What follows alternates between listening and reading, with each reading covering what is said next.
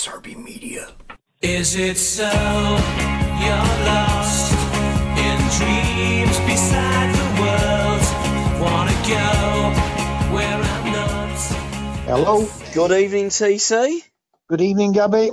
And welcome all to part 14 of our weekly podcast, The Curran View, with the idol of Hillsborough, Mr. Terry Curran. So, what's been going on this week, mate? A week's a long time in football and a week's a long time in life. What have you been up to? Well, I haven't been to watch Jock play, but he didn't play on Saturday. They got beat again. Right, okay, that's And Jock then- Watch sorted. Yeah, and then they played on a Monday night, and they put all kids in with Jock. Jock played with all the kids on a Monday night, and they went and beat third top at League 5-1. So, in one sense, a little bit better this week. But, From the ridiculous to the sublime rather than the other way around. unbelievable. They beat top at League. What's that? Top at League. Sorry, third top at League 5-1. It's unbelievable, like you say. It is. You just can't believe it sometimes, can you? I can't in football because nothing does surprise me in football. But if you actually play football players in a game of football, it's surprising what results you actually achieve, isn't it? You've hit the nail on the head there, but obviously it's a bit more difficult for me to talk about Yeah. it when he's my own son. But Yeah. You're right there. Yeah. It's proven. It's a proven fact throughout football history. But I mean, people have the opinions, and you've got to give people the respect of their opinions. As long as people don't start falling out. I mean, when I express my opinion, it's my opinion. It doesn't mean I'm right. I'm just giving you my opinion. Then people always want to argue about certain things. I try not to get into that, you see. Tell me about it. I do notice on your feeds that you are very gracious like that, Tel. You give your opinion and you thank others for doing that. I get so much aggravation with my support of Jack Grealish, being a Birmingham City supporter, and then when people start having a go, I have a go back, and I've come to the conclusion that you do it absolutely right. When someone comes in and says something, if you think it's stupid and ridiculous, just ignore it and they'll go away. And that's what I've done. And as a direct result, I don't do anything Birmingham City now. I've written Birmingham City out of this podcast. And we're going to be following Nottingham Forest's results rather than Birmingham City's. Because I'm fed up of negative comments. And when I post things about Birmingham, I never get any feedback. So Blues fans aren't interested in Birmingham. They hate the Villa, they hate Jack Grealish, and they don't like me. So I think it's time to move on. But what we're going to move on to firstly tonight is the numbers game, as always. And number 14, we've got to talk about the Dutch master, Johan Cruyff. There's only one number 14. That's Johan Cruyff, and the legacy he's left behind in football.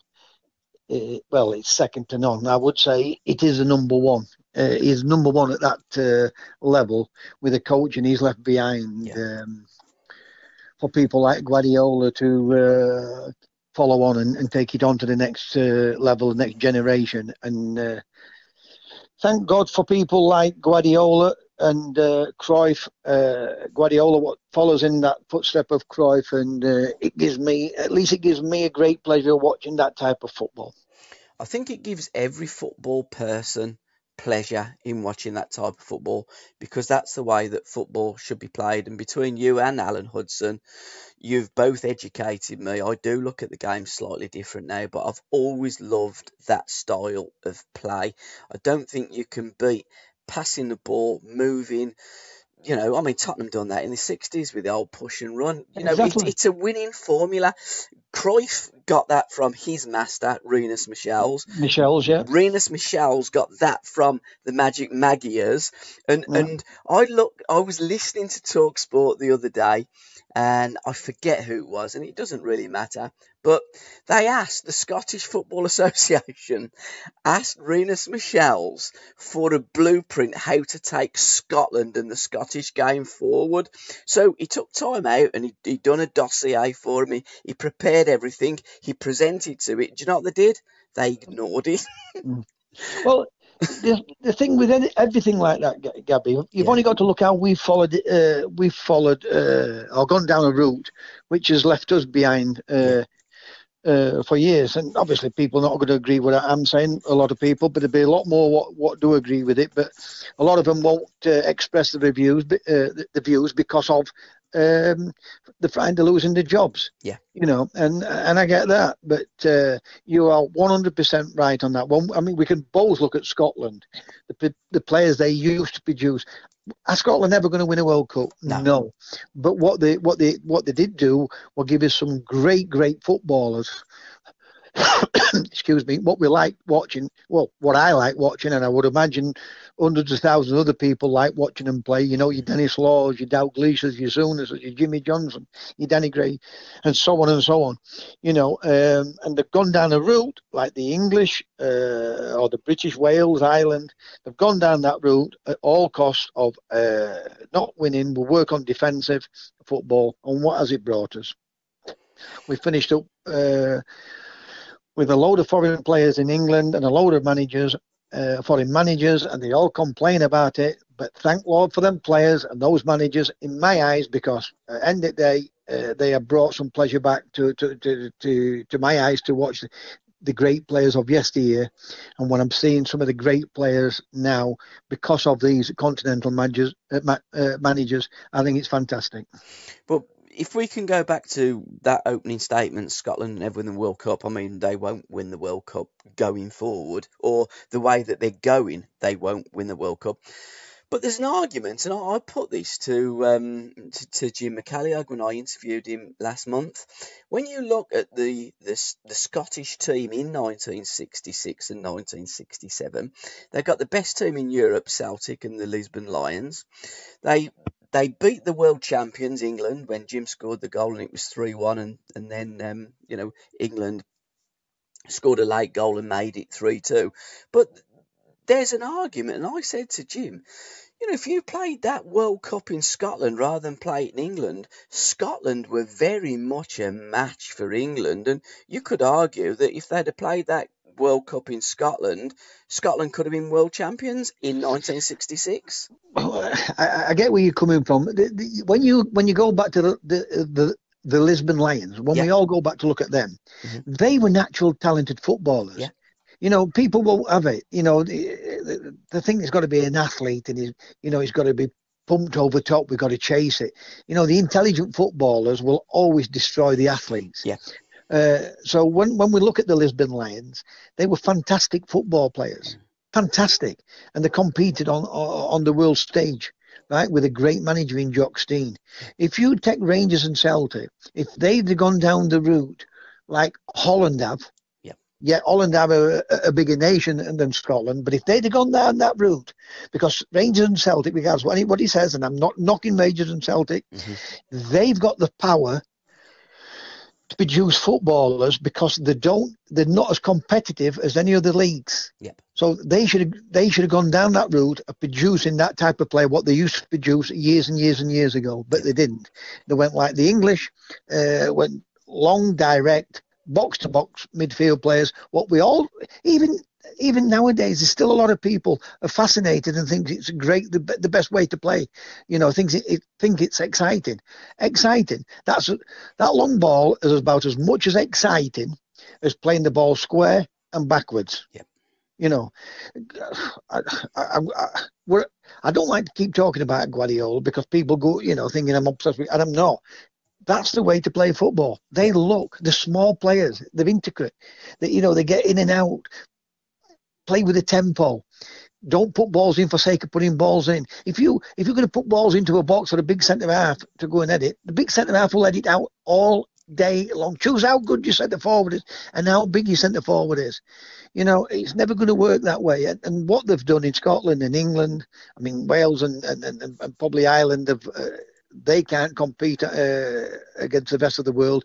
The Irish have gone down that route where they can get the British players, English players, Scottish players, what ancestors have been are Irish, and they've done well that way.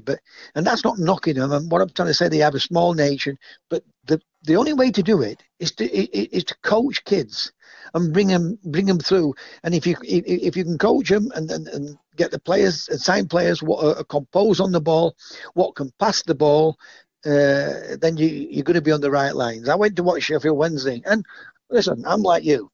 I went to watch Sheffield Wednesday play Everton last night. Yes, they made a load of changes, but let me tell you, the passing was atrocious for professional footballers. Right? No, they're not Premier League players, but let me tell you, they'd be on 10, 12, 20,000 pound a week in that league, and some of the passing was atrocious. And it's not knocking them, because I want them to do well. I want all footballers to do well. You know, the game about football is about passing the ball to one another's feet. The game of rugby is about passing the ball into the hands. The cricketers is with a cricket bat striking the ball, you know, middle of the bat. But footballers, with some of our coaches and some of our fans are obsessed with get it away from our goal. You know, well, it's away from our goal. We can't concede. That's the biggest load of rubbish I've heard in my life. But each and everyone's got a different opinion. Well, your opinion is very much shared by Alan Hudson, because I was talking to Huddy today, and he was saying when he went up to Old Trafford to watch the Manchester United and Chelsea game, and he says, I was watching it, but I can't believe they can't pass the ball. And this is the thing with lots of our teams, they don't pass the ball, or when they do, it's just sideways and backwards, what you alluded to earlier. And you look at the stats and they'll go, he's got a pass completion of 83%. Yes, but how many passes were forward? How many times that midfield take a player on, make something happen, open the defence, put the ball through, and the striker's gone on and scored it? That's a proper pass, in my opinion, not just a 10-yard sideways or backwards pass. Anyone could do that. I could do that. You're right, and you're exactly right there, Gabby. I mean, when I look at it and when I try to analyze it, because I try to analyze it, you know, to be fair to both teams, you know, what we have done, our pundits, so the fascinated, put it into Rose head. Put it into Rose head for what? You've got to think about it. Now, there's going to be times when it has to be cleared. There could be a scramble in the 6-yard box, in the line, and then sometimes you're not going to be able to pull it. You shouldn't be pulling it down. Then that's when you can clear it. But you know, to hear him talk and say it needs to be in Rose head, and I think they misheard. It is the biggest load of rubbish I've heard in my life. No wonder why our coaches, no wonder why they're no good at coaching. I mean, they can never fail being on television, because whoever wins, they side with that team. So, and people say, aren't they marvellous? You know, intelligent footballers, they talk brilliant, and I think they myself, they talk more shit than some managers. Totally agree with you. And also someone that was talking absolute rubbish that you posted up on your Facebook page. I called him the coaching clown. I mean, who was that bloke that worked at Bolton Wanderers? I mean, I did say that when you look at Bolton and the predicament they're in, it's hardly surprising when they got idiots like him coaching. I watched and I listened to the interview you did with Alan Hudson. And it was fascinating when he was on about managers, and then people were some were giving him good comments, some were giving him bad comments, and I get that because it's opinions. And what they were saying that it's not his fault. He never said it weren't his fault. And I don't need to stick up for him, because his football talk for him for itself. Now, when people are playing football, if you cannot pass a ball, then you shouldn't be in the game. And I've been saying this for years. When I was with Cloughy, he wanted to get the ball down. The dock weren't bad. McMenemy were a bit of a mixture, long and you know, short ball. Jack were long ball. And these people, right, in the training, you know, it'd be all running all week, and then come to Saturday, it'd be long ball. We're looking for athletes. Find me an athlete, I'll turn him into an athlete does not have a football brain.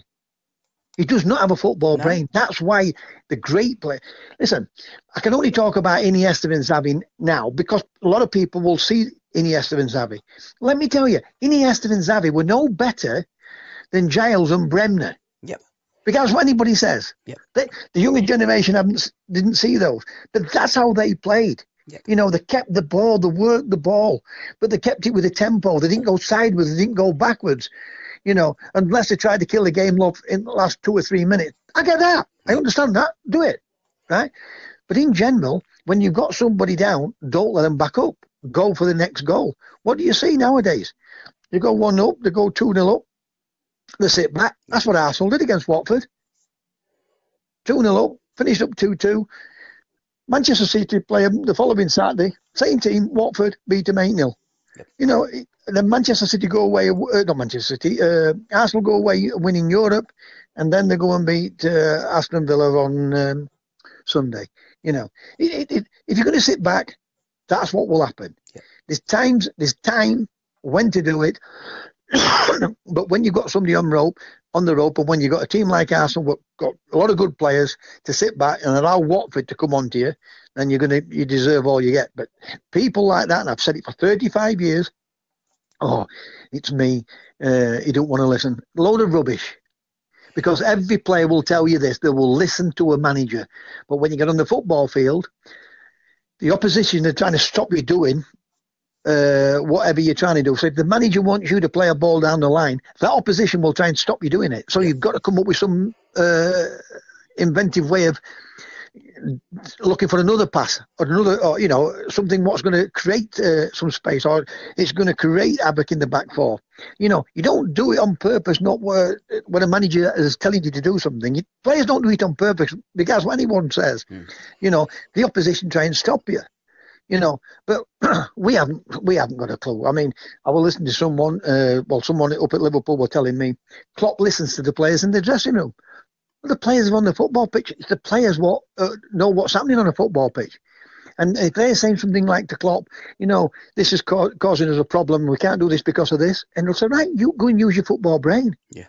Now, when you get clowns like him, who I put up on that wall, and he is a clown, because what anybody says, but that's his opinion, and we've got to respect his opinion. If he thinks that's the best way to go and do it. Now, I'll give you all the exact thing about Ronaldo. Ronaldo is as technical as what Messi is. Yeah. What Ronaldo's done, what compared to what Messi's done, is this. He has worked hard, non-stop in training to try and get to be the best. And that's all he's done. So his body's become like an athlete. And so people like the guy who posted up will say, well, he's an athlete. And anybody what think Messi is better than him, want the heads looking at. No. Messi is the best technical player there is around. Yep. Ronaldo is a close second to him. Well, what Ronaldo's done is brought records with goals and everything else. I mean, people say about doing it in this league, that league, and the other league. The reason why Messi has never been sold is because people won't be able to afford him. Yep. And that's the difference. People been able to afford Ronaldo, you know, and Messi, nobody can afford Messi. You know, what would he fetch? If he fetched £200 million Neymar, who was a great player, what would Messi have, if Messi had ever gone on the transfer market, what would he have brought? It's mind-boggling, isn't it, when you think about it?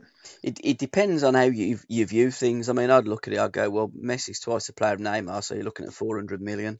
But whatever figure that you're looking at for Messi, you couldn't afford him. You're absolutely right. And that's the thing with football these days. It's owned largely by countries or multi-billionaires. Yes. And you can't buy that many players now, because your average player or a decent player, when you're looking at Maguire, for instance, 80 million, a good player, 80 million, but he's only a centre-half. A goalkeeper, 65, 70 million. They're just goalkeepers. Yeah. They're very important. All players on the pitch are important, but the most important players on the pitch are the ones in the final third that get you on your feet and excited with anticipation they're going to do something extra special and score a goal. And what price do you put on that? Well, you see, everybody's not going to agree with me and Alan Hudson. But if you, next time you speak to Alan, you ask him when he was playing, and he's not going back to yesterday, their squads when he was playing in them, be 18 players. Yeah. 18 players. Mm. Now, what the teams have done, and on the continent, they've always done this, Juventus and them, right, and Real Madrid and Barcelona in Portugal, the top two teams have always had more players, so they buy the other players from the other clubs. Yeah. So the next, the second or third best club or third or fourth best clubs can't get those players. Yep. So they can't challenge them. You know, and that's always happened. And now it started to happen in England, where the top two are getting all the better players. Yep. You know, and now they've got 30 and 40 players in the team. And you think to yourself, as a player, if I were in the team and I went to say to Cloughy, if you're not going to play me, sell me. I'll go play somewhere else. I'd be a trouble causer. Yep. But nowadays, if you sat at a club and you're not bothered about playing, I think to myself, is it about, because people say they're not bothered, it's just about money, but I think to myself, is it? Because to put them on these big wages, some of these clubs can't afford them. They can't afford to pay them. Exactly. They can't afford to pay those wages. You're right. How football's gone, they're owned by countries and by not billionaires, they're multi-billionaires now. Yeah. It's become ridiculous at times. And you're right, because the loan system, when teams want to loan a player, for instance, in the old days, you get an Orient or a Southend, and they'll go and have a couple of Tottenham young kids and reserves and have them on loan for a bit. But now they're on so much money, those clubs can't afford it. But what you find is that the bigger clubs then are almost paying the loan fees as well. And some of the loan fees from big clubs in Europe to the Premier League, you're looking at a couple of £1 million loan fee. It's just getting, exactly. It's getting absolutely daft. Chelsea have made a little fortune out of doing what they did last season. Right now, if we take Chelsea loaning a player to Grimsby, right, the only way that's going to happen is for Chelsea. Chelsea would have to pay all the wages, because Grimsby couldn't do that. No. But if that player's going from Chelsea to a Derby county, Derby will have to pay a loan fee for that player. And all that type of thing is killing the game off. It really is killing the game off. Or holding players back, and so they're not getting the experience what they need to get. But if there was a restriction, and this is where I come from, if there was a restriction to how many players the clubs could buy, then players would go and play for the likes of Lincoln or Notts County, learn the trade, MK Dons, learn the trade, play 100 games, then get transferred to the bigger clubs, and then there'll be money coming down to the lower clubs and the lower leagues, and you've got that money that's been circulated around the game, and that money isn't being circulated now because they get them younger kids at a younger age and they bring them in and they have so many players and then they just loan them all out. And for me, it's absolutely wrong. When we agree, me, you and Odo agree on things. No, we're not agreeing for sake of agreeing. Because if I thought you were wrong, I'd say it, and no doubt you'd say the same with me. Yeah, of course. Now, those points that you've just made there is brilliant. Why don't these football, the FAs and the UEFAs turn around and do that? Why does a club need 40 and 50 players? Shouldn't be allowed. Why? Not only that, what people don't understand is you go to the academies at Manchester United, and every team have got about 25, 26 players. If you went to little Doncaster Rovers or Grimsby, they might have 18 players. So they're not going into these clubs. The parents want to come to Man United. Then when they at Man United, to Man City, the Liverpool, and then when they get released, they think, they can go down and stay in there. But a lot of players don't. They don't want to go play at that level. It breaks the heart, and then they walk away from football. There's a lot of things happen with these young kids nowadays, what should never ever be happening. But there's nothing Udo can do, because unless you're a billionaire with the power to make things happen, it's never going to happen. It's always going to go with the rich and the bigger people. What can push it? Absolutely. And also when you're looking at, because I used to run a Sunday league team, and I'd have kids at the age of 12, 13, 14 coming back out of Aston Villa, Birmingham City, West Bromwich Albion, Wolverhampton Wanderers, all the local pro clubs. And some of the kids are absolutely destroyed because they were sold the dream. The parents were sold the dream. They go to the comprehensive school, and my lad's at the Villa or he's at the Blues. And then when they come out, the kid, you can see the confidence of the kid, or most of the kids, been absolutely shot. And then it's down to the managers to build the kids up and to, get them to enjoy the game again and Yeah. get the ball and play football. And look, I used to say to the boys, like with Clough, because I used to love Brian Clough, the ball's the tool of your trade, learn to love it. And I used to give every kid on a Saturday a football and say, just go for 25 minutes and do whatever you like with that football. Make that ball talk. Listen, until you can master the ball, Yeah, exactly. you're never going to be great at football. Yep. But a lot of things what you just said there is right. But there's not only just clubs, right? The parents are as much to blame. I go back to Jock. Yeah. You never hear me going about Jock this and Jock that. Oh, and if it was at Man United, people would be saying, "Oh, you load of rubbish." Yeah. What I say about Jock is this: he's got to fill it. He's got to fill that body out. When he fills that body out, he's got a big chance of being a good player. Then it all depends on when you're going to be playing with better players, because better players make you even better players. Yeah. But the parents think that their kids are the best thing since sliced bread. Oh, unbelievable. I know. Honestly, there is. I know. I saw it at Doncaster. I see it at Grimsby with some of the parents. My kid's this, and I think to myself, the poor little kid is going to have no chance whatsoever because he's put under pressure at home. Never mind at football clubs, they're put under pressure at home as well as the football clubs. Because they're competing. When they go to these top clubs, they're competing against some of the best young players in the world, near mine in the country. Yeah. And when they look at it, and listen, there is no one more honest than the kid. Yeah. Because the kid will say it as it is, and he'll say to himself, "I'm not as good as him, Dad," Yeah. or that he's rubbish. You put kids in your car, right? And I hear all parents will say to me, "My kid thinks he's a bad player." I think I don't get involved in it, but kids can be the worst enemies of other kids, and they can pull them down and destroy them.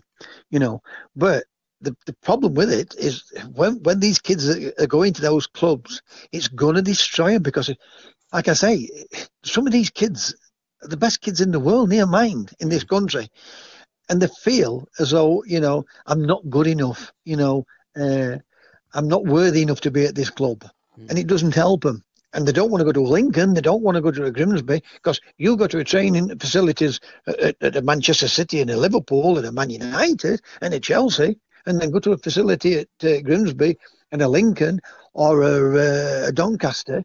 You think, I don't want to come here. The whole setup of it all in England is not right. When you look at it on the continent, year in and year out, we will buy players off the continent. People, we only see in the transfer window. We don't see how many young kids come into our academies from abroad. I've never seen a stat where that has been published. We've had X number of players from that country in at Manchester United, that country that in at Liverpool, and so on and so on. I've never seen that stat yet. I wonder why. Surprising, isn't it? Surprising. It is. Anyhow, magic moment. What have you picked up from the last 7 days of watching football? Well, I look at that Manchester City 8-0. That's got to be a magic moment in one sense. But like I say, I get sick of talking about Manchester City. So I'm going to go with the Liverpool, the Trent Alexander goal.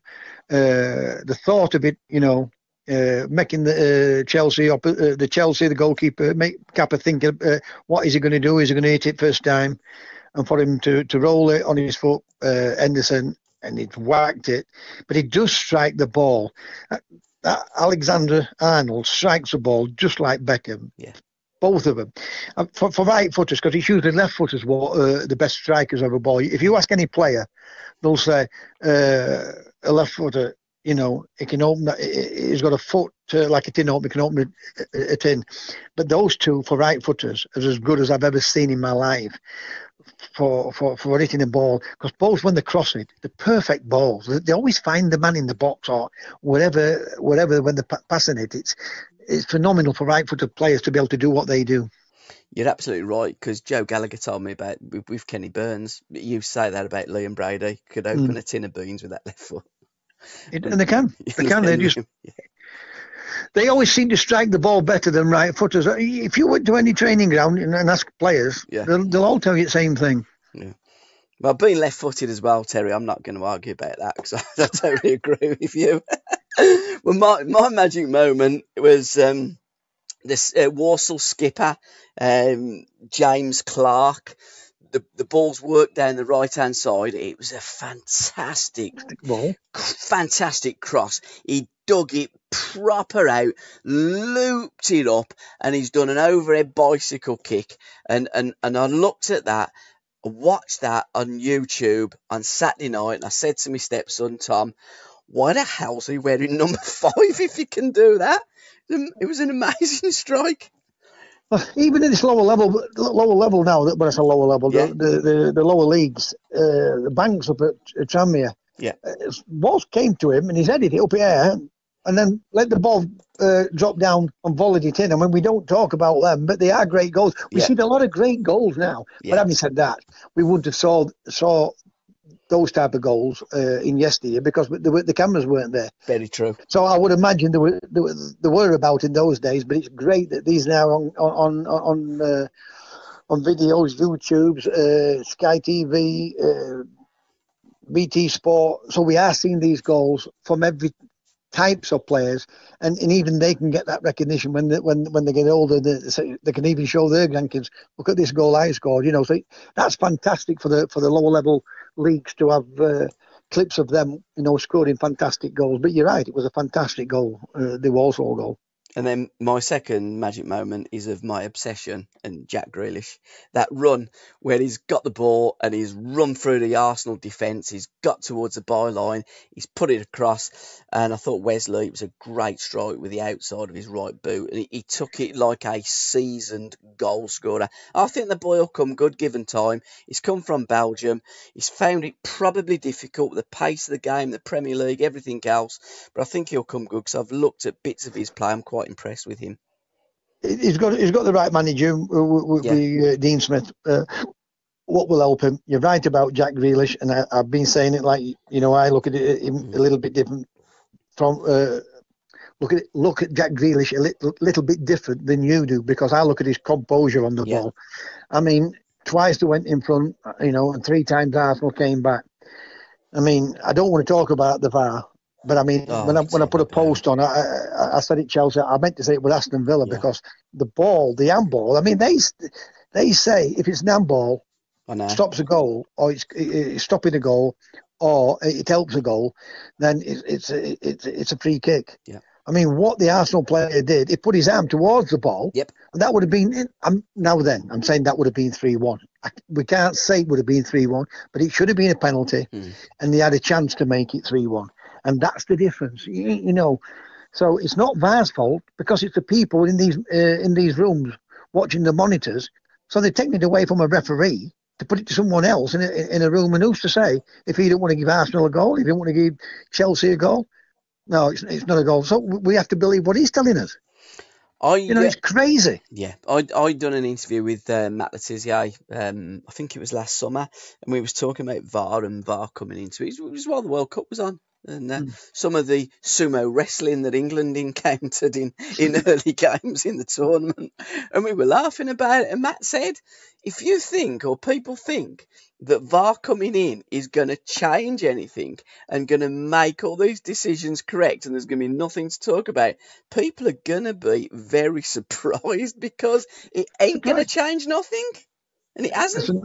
We're not even talking about football now. No, VAR. Gabby. People talk about VAR, match a day and everything. It's all about VAR. Yeah. I'm glad for me and you because we do all we want to talk about is football in general. Players, teams, managers, coaches. When I look at it, what we should have done. We have got 1 or 2 decent coaches coming through, but I would still do away with our coaching courses in this country and make everybody look at Guardiola. You don't have to follow Guardiola's way, but at least you'll learn more from him than you would from the FA courses that some of our coaches go on. Yeah, I'd just say there's Leeds United. They used to play in the 70s. There's Chelsea, Woody and the guys used to play. That's Brazil from 70. There's Holland from 74. There's Hungary from the 50s. Go and have a look at them, and that's how I want you to play football. and it just gets so and too scientific for me, because I've always said this: football is a simple game complicated by idiots. Gabby, listen, and I've never been frightened to express myself and Yeah. say it as it is. I look at some of the players, what were great players. When I look at Paul Merson Yeah. and players like that, right, and I hear them turn around and say, kick it into the stand. You know why they say it? Because they don't want to upset the managers, because it gives Yeah. them a job. It Yeah. gives them a job. Does, yeah, That's the wrong way to go about it. absolutely. You know, now what we've done, we've signed athletes, and like I said, they don't have a football brain. They don't think like a footballer would do on a football pitch. Now you've got to be fit. Of course, you've got to be fit. You know, when I say you've got to have footballers, you've got to have footballers what can keep the ball with a tempo, Yep. what can pass with accuracy, what's going to, cause the opposition problems. You know, have we got players in that team what's going to thread a ball through? Have we got a player in that team what can go past someone? Have we got players in that team what's got confidence not to give the ball away and not panic under pressure?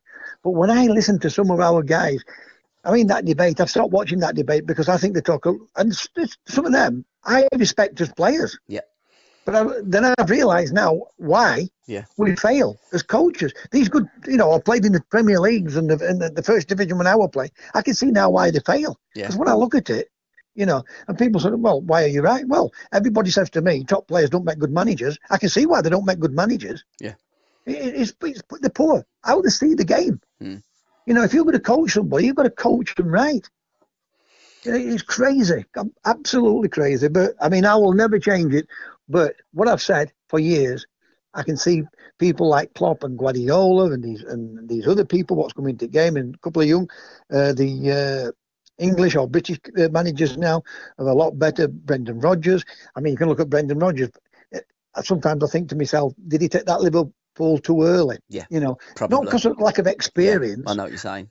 Because just missed out, and then they got rid of him. All right, they fetched him in Klopp, and Liverpool has kicked on another level. But who's to say that Brendan Rodgers wouldn't do that? Yeah. Now I look at Pochettino. I think Pochettino's a great coach, but I think Rodgers would do a better job than Pochettino, because Pochettino at Tottenham, regardless of what anybody says, and they do play some decent football, but he's forever chopping and changing his back four. Yeah. I've never seen that in all my life.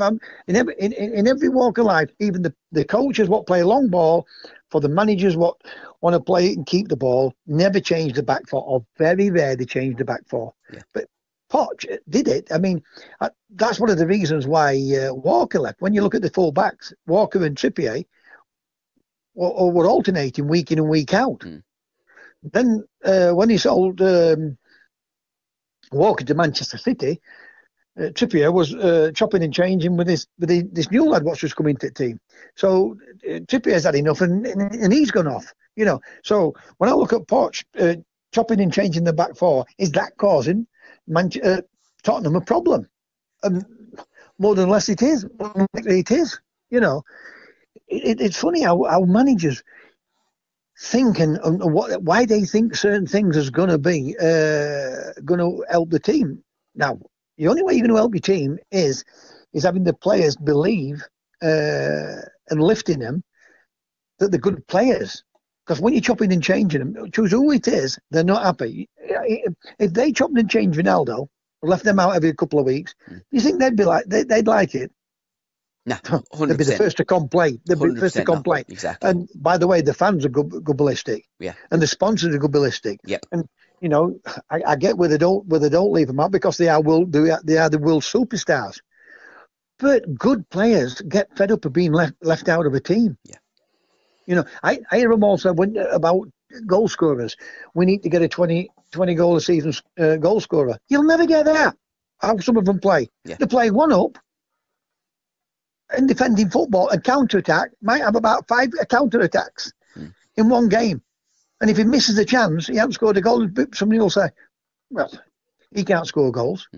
It's the teams, it's the manager, it's the system. They're never going to score goals playing that way, Gabby. Never. But I'm always wrong, and them lot are always right, but they always seem to fail. It is unbelievable how we just view things at times, and certain people view things at times. And I'm in your school of thought. And England in October, we've got another round of international fixtures. So the Premier League and everything else closes down for a bit, or the Premier League and the Championship closes down. League One and League Two and the Conference carries on. But a campaign that we're running on this podcast is Grealish for England. And I'm hoping that Gareth calls up Jack Grealish, because for me, the Achilles heel in the England team is centre midfield, and we need players that are comfortable on the ball to make that play. Listen, I'm like you. It'd be in my squad. Yeah. But the problem is, there's that many good midfield players. Oh, we have, yeah. I'd have them all in there. But he's a different type of player. Yeah. So I would. So would Guardiola, because you know what Guardiola would do? Exactly. Some of them would be playing full backs. Yeah. Because they're comfortable on the ball. Yeah. And if our full backs weren't comfortable on the ball, that's what Guardiola would do. You know. And now, yes, we've got these games coming up. And again, I watched Pickford last night, and I watched him make a couple of mistakes again last night. Do I think he's a good goalkeeper? Yes. So I don't want people to think that I'm criticising him. Do I think he's a world-class goalkeeper? No. Yeah. So without having a world-class goalkeeper, and you mentioned about all players are important. Gabby, I guarantee I learned something on Brian Clough. The most important player on a football pitch is the goalkeeper, because there's nobody there to protect him. He always used to say to us, I will get my goals, my strikers' goals with the football. How we play, we'll create chances for him. Yeah. We can't help our goalkeeper. Yep. Once it goes past him. Yeah. So we have to get, and that's why he went and bought Shilton for Notts Forest, and that's why the reason, because Nottingham Forest were a decent team. You wouldn't have compared them and Liverpool man for man on paper, but they used to get up Liverpool's nose when they played them. So it's important that you get it right at the back. So for England, unless they can come up with a world class goalkeeper, I can't see us winning anything. I think we'll go close again, because as football's right. But to get goal scorers, you've got to create chances. And a lot of teams do not create enough chances for their strikers. So you're going to get the same strikers playing all the time. Your Harry Kane, of course, Harry Kane's a great player, but how do we know other players are not great players if they don't get the opportunity? And that's the problem. Going back to what you just alluded to about resting players, and the top players don't like being rested. At international level, it appears Harry Kane. All players want to play all the time. As a manager, you want to experiment a little bit. And we're going to have a look at the Carabao Cup and international friendlies or international games that you would expect to win. I'll guarantee you Gareth Southgate will always start with Harry Kane. Harry Kane wants to take the mantle of England's top goal scorer, and if he's fit, Harry Kane will start. I'm with you. I wouldn't. I'd rest him in certain games, and I'd put somebody else up there, and I'd change things around. I'd change systems around. So when we come to tournaments, we've already tried these players, the different systems, and we're confident in plan B. At international level, Yep. I agree with you on that. Yeah. At club level, it's a bit different. Yeah. I mean, listen, what managers do, and you can ask Woody again on this. Charlie George will answer on it, and I know I'm talking about yesterday. It happened then, and it happens now. When a manager doesn't want you to succeed, right? When you haven't played for 3 weeks, ask any footballer. We can't ask Messi, and we can't ask Ronaldo, because they play week in and week out. Yep. You ask Frank Lampard, or you ask Maddison at Leicester, if he'd missed 3 or 4 games, right, he'd be blowing out of his backside. Yep. Because you're not playing and you're not keeping that fitness up by playing competitive football. So when these teams chop and change for the Carabao Cup, and they'll say, look, well, they've had the chance here. They haven't had a chance. No. Because they haven't played for 5 or 6 weeks. Yeah. And you know, because for some unknown reason, there's nobody bothered about chopping and changing for this level of football. Yep. We're not bothered about winning these Carabao Cups. And then they use that excuse is, well, he's had a chance and he's failed. Yep. And it's the same at England. Now, they should be giving these young lads chances, not only against the weaker teams, but putting somebody in, right? But making sure there's a strong team there he gets the opportunity to say, well, yeah, he is a good player. Now he can push. He can push Keane. He's going to push him. Instead of the play him against some non-diplomed team, and he might do all right, or the chop and change the team, and the kid doesn't produce, and then it's like, I told you all. That's why I play Kane week in, week out when it comes to the internationals. No, you've got to play these younger kids, or not them all, but put a couple in at a time, but make sure that they've got top quality around them, like Manchester City did last night. Exactly. They played 3 kids there, 2 centre backs, who've been playing with the youth team, unfoddered. But look at who were playing: Sterling, Silva, Bernard Silva. The team were fantastic. Yep. That's going to help those kids. For some unknown reason, English coaches don't do it. Listen, I want to scream at times, and when I say it, people think, "Oh, I'm moaning." I'm not moaning and groaning. I want to know why they're not doing it. Yeah. 100% agree. I mean, I've put it down here, a little bullet point here, the 10 change cup. I find it absolutely bizarre and ridiculous that you change 10 players. Totally agree with you. Man City do it the right way. Play 2 or 3. I wouldn't make any more than 4 changes in any game from one game to the next. And I want my senior pros in there. Listen, why do other clubs need to do it? The Manchester Cities, your Tottenhams, your Arsenals, and your Man Uniteds, and your Liverpools need to do it for one thing and one thing only.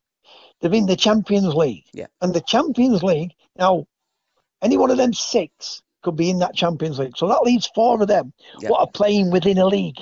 Mm-hmm. So I get them resting some players. Yeah. I do not get any other team from the bottom 7 downwards in the Premier League into the Championship. 100% agree. I can't get it because Huddersfield Town are going to struggle. The Cowley brothers, for me, I don't think they're going to do it anyway. Yeah. Right? But they've gone in a bad time. Right? They've been coached for 3 years on defensive work and how to stop teams playing. Yeah. Right? Then there comes the Carabao Cup, the chop and change, they get beat again. The confidence is flat. The fans are not happy. Right? What chance has that club got now? What? How are they going to build the confidence back up? You don't. These have come in, they played 2 games, they've lost 2 games. Yep. Now, why they chopped and changed that team against Lincoln in the Carabao Cup, I don't know. Does it mean they're going to win? No. But at least you should have given himself a chance to win and said, right, I'm playing all the ones that played on the Saturday, what I think is going to win me a game on a Saturday. You're all going to play, we're going to get some confidence in. And they just might have beat a Lincoln a 3, 4, 5, 6-0. It just might have lifted them up. It might not. Yeah. But how they go about it nowadays, it really baffles me. It really does baffle me. And Wednesday last night, Gary Monkey made 10 changes. I don't think Everton made that many changes, did they? I think they made about 4 or 5. Yeah. That's fair comment. They said they got plenty. They got plenty of top players. Yeah. I watched the game last night. Some of the fans. I say it as I see it. Yeah. I expected Sheffield Wednesday maybe to beat Everton, but when I saw the team, it made 10 changes. No, they were 2-0 down within the first 10, 12 minutes. Yeah. And then it was just like a stroll then for Everton. So why he did it? People are going to turn around and say, well, I looked at I want to have a look at the players. No, what you got to do, get a winning team, get a winning formula, and then make Gabby and Terry fight for the place. Yep. And if the team's winning, then we've got to work even harder to try and get into that team. Yeah. Now, if the team gets beat, then fair enough. Put one of us in. Let's have a look at it that way. But no, they're not clever enough, and they're not strong enough, and they're not good enough to chop and change teams in the Championship like your Manchester Cities and your Liverpools and your Chelsea. They're just not. They haven't got the players to do it. And why they do it, they deserve all they get. So sometimes I don't want to see managers get sacked, but I have no sympathy for some managers. Now, while we're in the Sheffield Wednesday camp, now the Owls is the nickname of Sheffield. Now, for me, being out of Sheffield and knowing nothing about them, It's because they're from Alwerton, isn't it? It's Yes, the area that they take yes, that from, yes, isn't it? The Owls. yes. Yeah. That's where it originates from. Yes. Yeah. They used to play down that. Well, the Owlton Dog Track is about 200 yards away. But it's in that vicinity. That's why they're called the Owls. Yeah, I thought it was. Mm. Now, Adam Reach he was on top form last season, or it appeared as though he were. I seen him score one or two fabulous goals, a couple of worldies, and you're thinking, blimey, this kid, he's come out of nowhere. He looks, he looks as though he's a hot property and could go and kick on next season, and you could argue he could go and play in the Premier League. But what's happened to him? I saw a picture on Facebook today, and it looks as though he's piled on the pounds, and something doesn't seem right there with that boy. Well, obviously I saw him last night. It looks fit enough to me. Okay. The thing is, Gabby, and all players will tell you this. New managers come in. Yeah. When we talk about football, Yep. I will talk about how I like to play football. Everybody doesn't like that way of playing football. Yep. They don't like. A lot of people don't like playing that way of football. It's same with a player. So a new manager comes in. Even though Reach has done all right, he still might not fancy him. The kid what's gone out into Turkey, the left back. Well, I said left back. Mourinho bought him, but he wouldn't play him. Yeah. And Conte played him at left back, and he won a medal at Chelsea. Mm-hmm. The black lad, I'm trying to think what his name was. He was at Liverpool and Wigan, right-sided player. You might come up with his name in a minute. But when Conte got the Chelsea job, straight in team. When the other manager come in, Sarri, he bombed him out and he sent him on loan. Yeah. And that's all that is. It's same as you on a radio station. Yeah. Somebody comes in, a bigger boss. Your boss goes. Another boss comes in. He takes you from 6 o'clock, puts you in at 12 o'clock. Yeah. You might not like it. You feel frustrated at it, and that's all that is. It just might be. I'm not saying it is. It just might not get the recognition what a Steve Bruce were giving him or what the other manager was giving him. Yeah. The other manager comes in. Monk might come in and think, Gabby looks a good player for me, and he's throwing his attention that way. It's things like that what can it shouldn't do, but it's things like that what does can upset a player. They might not say it, but they feel it. And Forestieri, he always looks a player. Whenever I watch Wednesday, he's on a bit of a ban, isn't he? He's got a 6-game ban. What's the feeling up there in Sheffield about Forestieri and about with Gary Monk coming in now? Well, it's the same as everything else. Yeah. They'll class him as a maverick type of player. Yeah. But every manager, it's like Jordan Rhodes. Jordan Rhodes goes from one club to another and does quite well on loan. But he comes to Sheffield Wednesday, can't get in team, and doesn't seem to be able to do it at Sheffield Wednesday. Yeah. And it's same as Forestieri. Yeah. Managers are playing him left wing, right wing, midfield, in behind. So he's not having a position to get settled in and make his own. The chopping and changing. So they lose confidence. And sometimes all that's done is if they don't want to play that player, they'll put him out on the left-hand side. And after half an hour, 70 minutes, pull him off. And then he's out at team then for 3 or 4 weeks. Football managers are trying to get results because they're frightened to get the sack. I get that. But these managers nowadays are wealthy people. If I couldn't go into management and not fear of losing a game of football with the money what they have behind them, because 9 times out of 10 they always get another job. Yeah. And if they don't get a job back in football, right, they go talking on television. I mean, some of these managers, I've seen them as managers and make a right mess of it. Then they go on television and I'm thinking to myself, fucking hell, I hate Coronation Street and Emmerdale. But sometimes I think I'll turn that off. Yeah. And I'll say to Mrs. That recording you've done at Coronation Street, I can't even tell you who's in it, but put them on, I'll watch out and listen to some of them talk. I'm telling you. But that's me, I get frustrated. I do as well. European Conference League that's starting in 2021. What the hell is that all about? Oh, it's money. That's all it is. It's money. It's just it'll be for TVs throughout the world, and money on top of money on top of money. Listen, I don't like talking about politics. I only put a couple of things on, and that's what it's like. They do it to upset everybody else. Yeah. and nobody turns around and says, what's the reason for it? Yeah. They keep saying we're playing too many games. Exactly. Why do we want some more fixtures? Tell me. I just don't get it. I can't answer it. I cannot get it. I cannot No. answer the question for you. I really can't. It's frustrating. I mean, in the old days, we had, if you won the league, you win the European Cup. The one year when Forest won it, and we had Forest and Liverpool, and Forest won the league and went in the European Cup, didn't they? Liverpool won the European Cup the season before. So when Forest thought we're going on a European tour, they actually drawed Liverpool and then knocked them out when Gary Birtle scored that goal.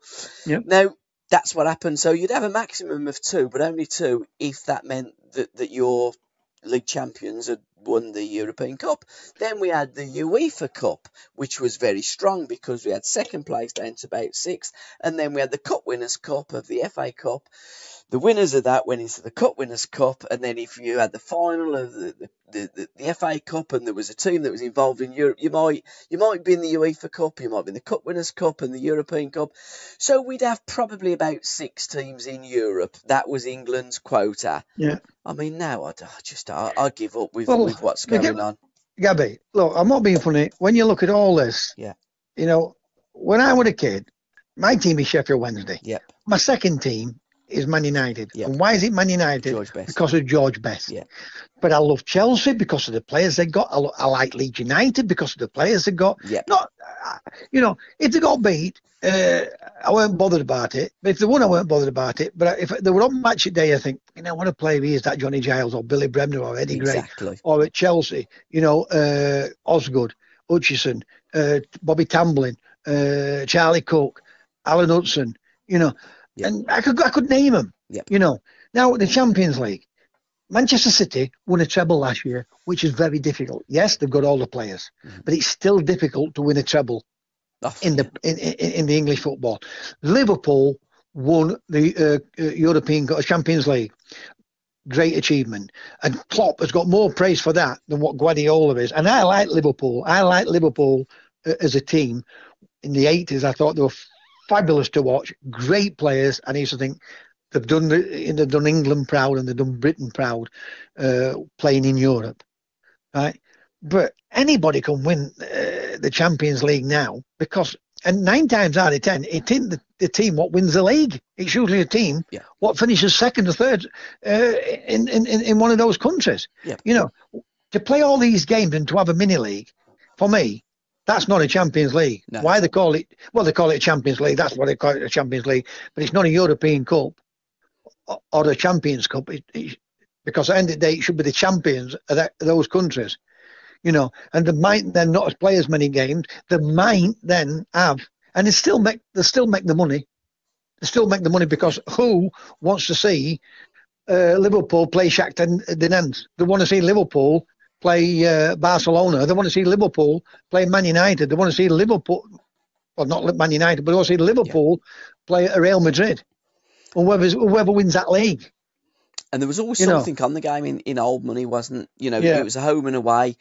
So, it was knockout, it was cup competition, there was something on it. Now it's in a league format and there's a lot of dead rubber games in the Champions League. Football fans have really, well, not baffled me. I try to think, why did they think about it? Because football is like being at school now, at school sports day. We're not bothered about winning. Yeah.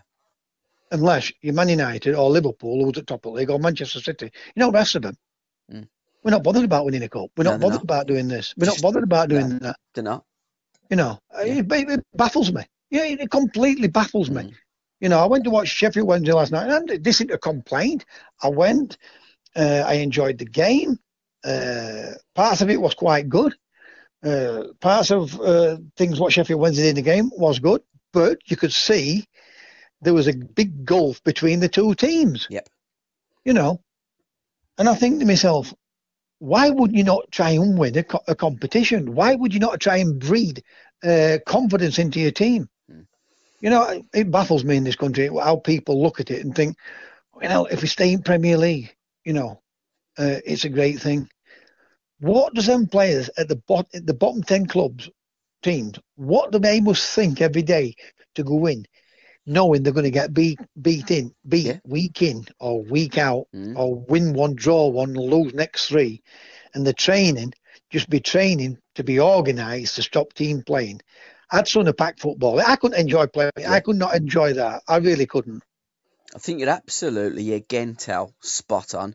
Because you're a footballer, you want to win games, you want to win cups. When you finish your career, and it is a short career, I know the modern day player is very well paid for what they do, but ultimately, you go in, training, you're ready for the game, you want to win the game, and most players these days, apart from the top few clubs, all they can look forward to is playing the same type of fixtures, the same type of game, week in, week out.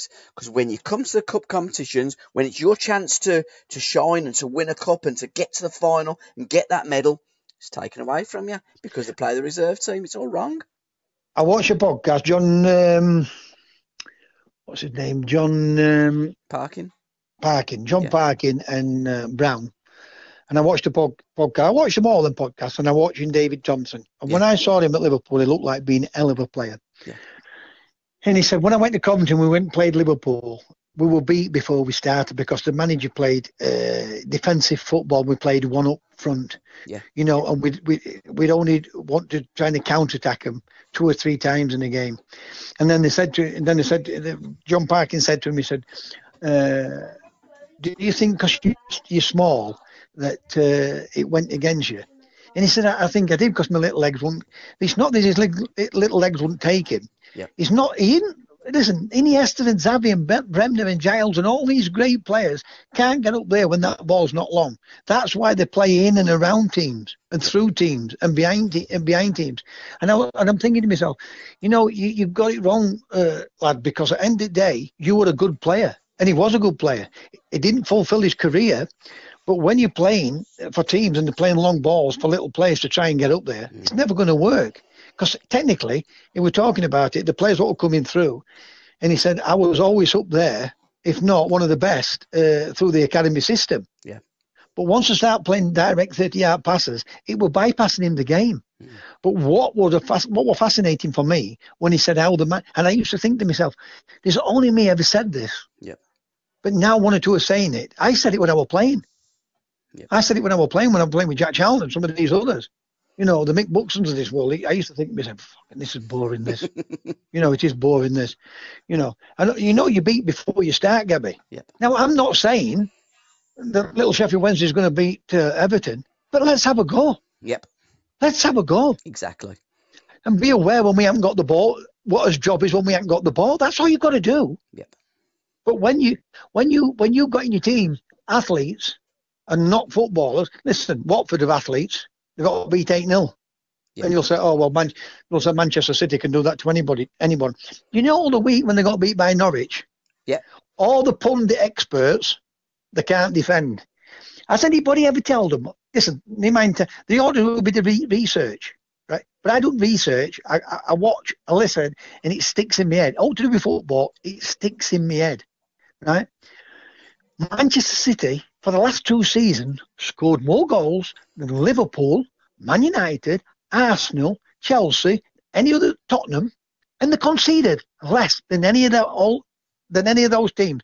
When they make a mistake, or one of the Stones or Otamendi make a mistake, told you they can't defend, they conceded less goals than Liverpool, Arsenal, any of them other teams, and they said they can't defend. Yeah. You are going to have bad games. There is no team can win every game. You are going to make mistakes. Every team makes a mistake. Liverpool, Barcelona, Real Madrid. Every team in the world makes mistakes. But when a team what wins everything week in and week out, they'll love to jump on top. I told you they can't defend. They can't do this. Somebody ought to teach them how to be football managers. Because I tell you what, the commentary, what they do, is unreal. It's as bad as being a manager sometimes, watching some of them. Well, if I ever become a multi-billionaire, TC, and buy a football club, I'm going to have Ewan Hudson as my manager. Well, I'll tell you what, if you did, You wouldn't have to worry about anything. I wouldn't I know. guarantee you. Yeah. You'd be able to go on that beach, Yeah. fly back for the game, go back to the beach. You'd enjoy it. You won't be upset. You won't be kicking somebody up the arse every weekend thinking, what a bad game this is. Yes, we're going to have some bad games, but overall, you'd win more than you'd lose, I guarantee you. And to be fair, when football's played like that, I'd rather be at the ground watching the football than on the beach. I've never been a beach boy. Anyhow, finally, our predictions, our football predictions. As I wrote Birmingham What's the City score? out. 4-2 now, is it? 4-2 now, yeah. Yeah. We had, both of us had a mare of a week. Hold it.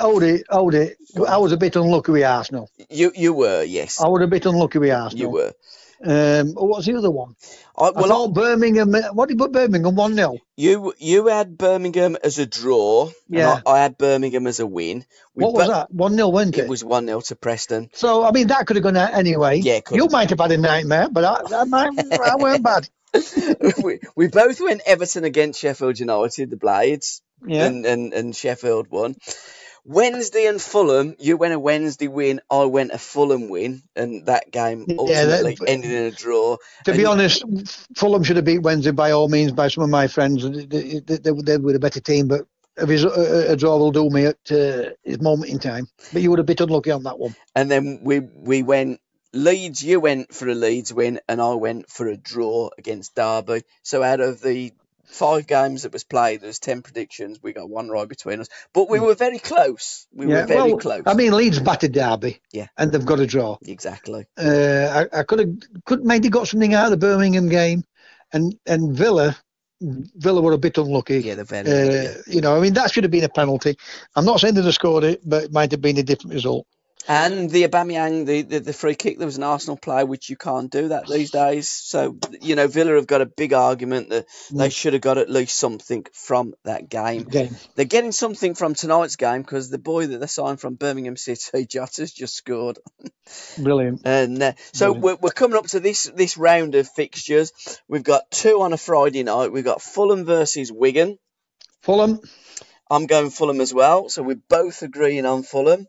Stoke City versus Forest. We're bringing Forest in the equation. We drop Birmingham City. Forest. He's on his last legs, him. I'm going to go for a draw in that game. You know, no wonder why you like bad weekends. Everton versus Manchester City. I think we're both going to go. I think I'm going to go with Everton. Really? Oh my God. I nearly choked there, TC. Man City. Listen, that's why you've got to have players like me in the dressing room. Exactly. Charlton versus Leeds.